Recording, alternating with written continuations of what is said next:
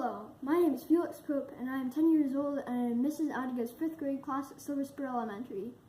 It is that time for reflections again, and this year the topic is heroes around us. I've been thinking about heroes a lot since summer. I thought they would be a piece of cake.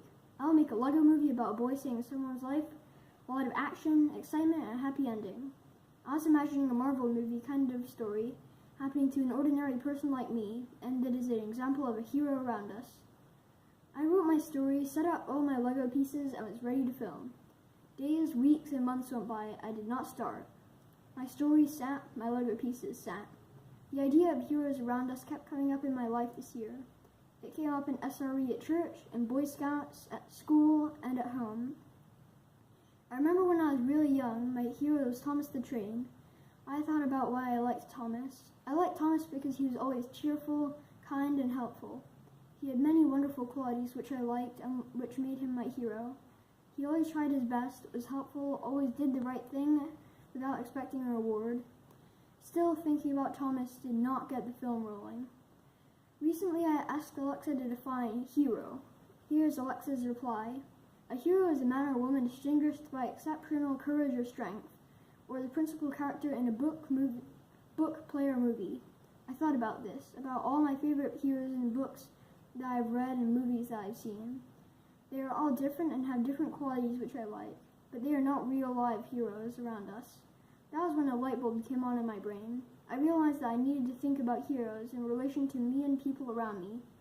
When I started thinking this way, I began to see things a little more differently.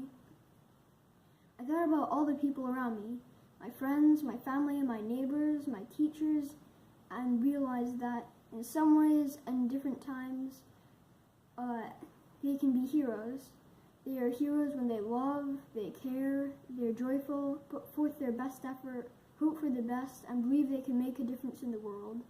Yes, firemen and policemen are a few obvious heroes but so are everyone around me who care enough to make this world a better place to live in. I think about this in relation to me. Am I a hero too? When am I a hero? How do I know when I am a hero? When I ask myself these questions, I realized that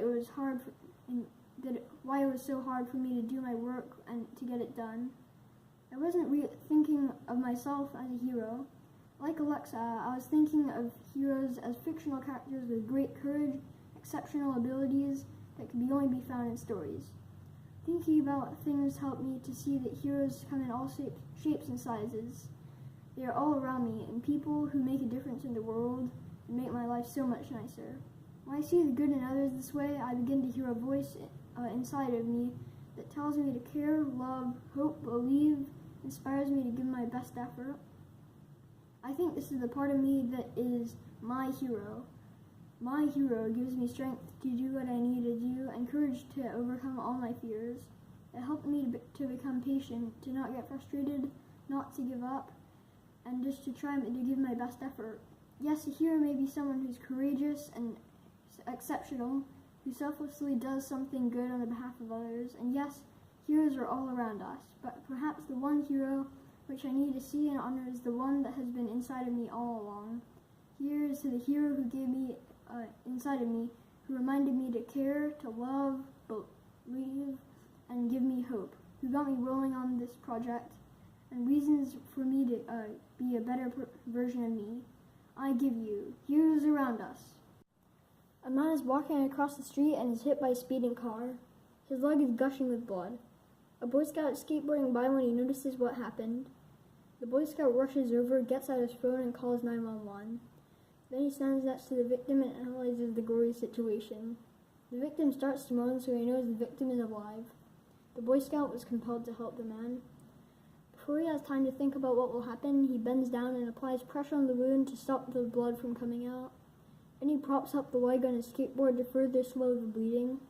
Then he waits for the ambulance to arrive while talking to him and trying to keep him calm. The ambulance and the police arrive, put the victim on the stretcher, and load him into the ambulance.